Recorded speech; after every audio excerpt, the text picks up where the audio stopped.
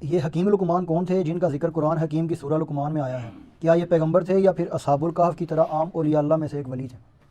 یہ حکیم وہ آپ والا حکیم نہیں ہے جو ڈاکٹر حکیم والا ہوتا ہے. یہ وہ حکیم ہے جس طرح ہم حکیم الامت کہتے ہیں ڈاکٹر اقبال کو، یعنی حکمت کی باتیں کرنے والا.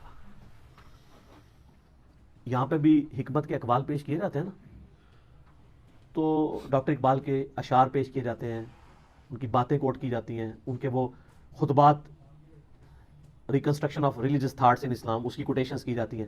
تو ہمارے جس طرح ایک بچے کو بھی پتا ہے کہ حکیم اقبال سے مراد ڈاکٹر اقبال وہ حکیم نہیں ہے، نہ وہ ڈاکٹر تھا وہ والا ڈاکٹر جو پڑیاں یا دوائیاں دیتا ہے.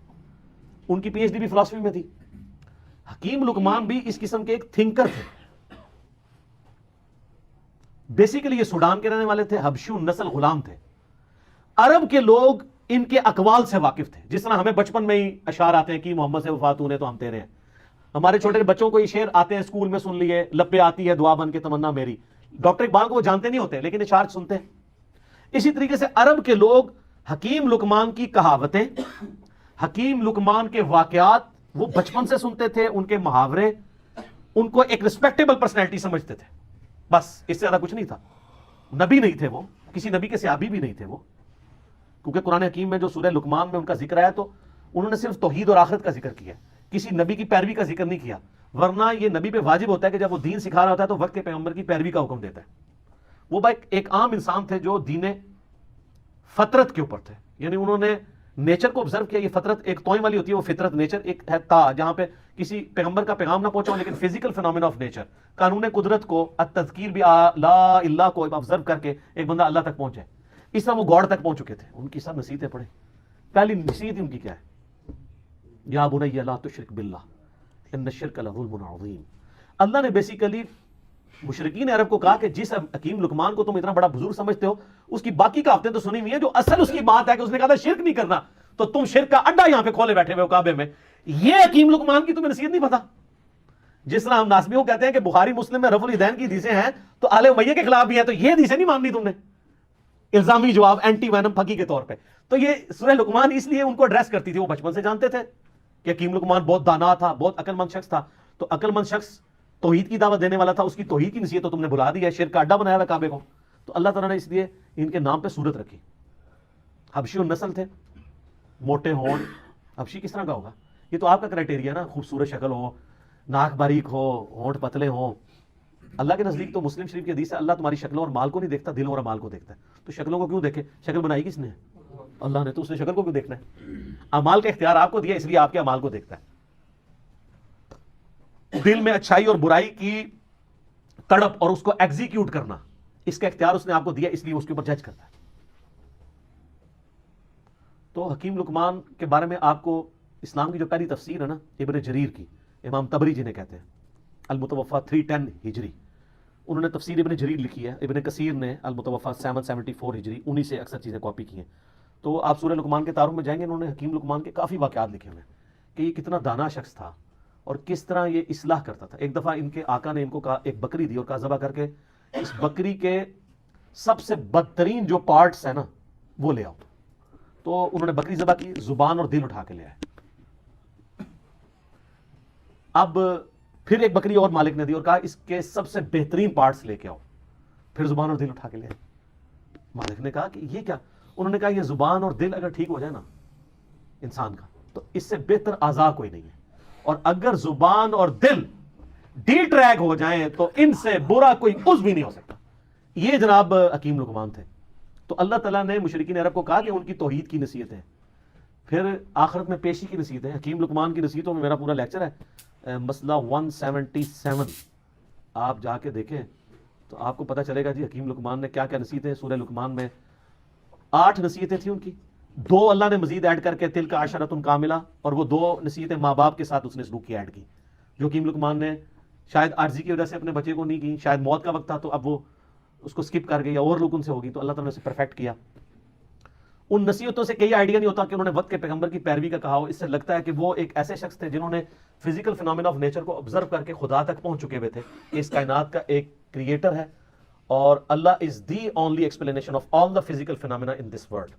وہ اتنی رکت انگیز ان کے الفاظ ہیں، اے بیٹے اللہ کے ساتھ شرک نہ کرنا، بے شک شرک سب سے بڑا گناہ ہے، سب سے بڑا ظلم ہے. اور اگر تم پہاڑ کی چٹانوں میں یا آسمانوں میں بھی کوئی گناہ کرو گے تو قیامت دن اللہ تعالیٰ تمہارے سامنے لے آئے گا. اچھا آسمانوں میں کس نے گناہ کرنا تھا؟ اس زمانے میں تو اڑتا تو کوئی بھی نہیں تھا. لیکن آج آپ کی ساری اسمگلنگ پاکستانی ایئر ہوسٹس جو کر رہی تھی اور جو کچھ باقی معاملات ہوتے ہیں وہ آسمانوں میں گناہ ہو رہے ہوتے ہیں. تو وہ یہ نہ سمجھیے گا انہوں نے زمین پہ گناہ نہیں کیا. آسمانوں میں قرآن میں لکھا ہے آسمان میں بھی کوئی گناہ کرو گے اللہ تعالیٰ لے آئے گا قیامت والے دن. وَمَن يَعْمَلْ مِثْقَالَ ذَرَّةٍ خَيْرًا يَرَهُ وَمَن يَعْمَلْ مِثْقَالَ ذَرَّةٍ خَيْرًا يَرَهُ وَمَن يَعْمَلْ مِثْقَالَ ذَرَّةٍ شَرًّا يَرَهُ. ذرہ برابر نیکی بھی کرو گے وہ بھی لے آئی جائے گی, اور ذرہ برابر گناہ کرو گے وہ بھی قیامت والے دن تمہارے سامنے لا کے رکھا جائے گا. ہاں بھی جواب دو اللہ کو. تو یہ حکیم لقمان نہ تو کوئی پیغمبر تھے, نہ کسی پیغمبر کے فالوور تھے, نہ کوئی صحابی تھے کسی پیغمبر کے, نہ کوئی تابعی تھے. ایک سلیم الفطرت انسان تھے جو خدا تک پہنچ چکے ہوئے تھے. اور ایسا شخص اہل فطرت کہلاتا ہے. یعنی فطرت ایسا شخص جس تک یہ تا کے ساتھ ہوتا ہے, جس تک وقت کے پیغمبر کی دعوت یا کسی پیغمبر کی دعوت نہ پہنچی ہو. ایسے شخص کے لیے صرف ایک اللہ کو ماننا اور آخرت کا یقین کر لینا کافی ہے. چاہے نبی کی دعوت نہ بھی پہنچی ہو, اس کے لیے بس یہ اتنا اجمالی عقیدہ رکھنا کافی ہے. البتہ جب وقت کا پیغمبر آ جائے پھر اس کو ڈینائی کرے گا تو وہ کافر ہوگا. لیکن ایسے لوگ عموماً ڈینائی نہیں کرتے. اس کی آپ کو نمائندہ مثال بتاتے ہیں. سیدنا زید بن عمر بن نفیل, آپ کو پتہ ہے ان کے بارے میں, صحیح بخاری میں آتا ہے. ان کا ایک بیٹا ہے سعید ابن زید. سعید ابن زید کو جانتے ہیں؟ اشرا مبشرہ والی حدیث والا, مغیرہ ابن شعبہ اور حضرت معاویہ کے ساتھ جھگڑا کرنے والا, اور مولا علی کی شان میں 10 صحابہ کے جنتی ہونے والی حدیث سنانے والا, حضرت عمر کا بہنوئی سعید ابن زید, شروع کے مسلمانوں میں سے. ان کا باپ تھا زید بن عمر بن نفیل. اس کے اوپر بخاری میں چیپٹر ہے. یہ اہل فطرت میں سے تھے. نبی علیہ السلام فرماتے ہیں کہ مجھے صحیح طرح یاد ہے, میں جوانی میں تھا اس وقت, اللہ نے مجھے مبعوث نہیں کیا تھا. ایک جگہ میں دعوت پہ گیا تو وہاں پہ لا کر دسترخوان کے اوپر کھانا رکھا گیا, اور نبی اسلام کی اس وقت عمر 25 سال تھی.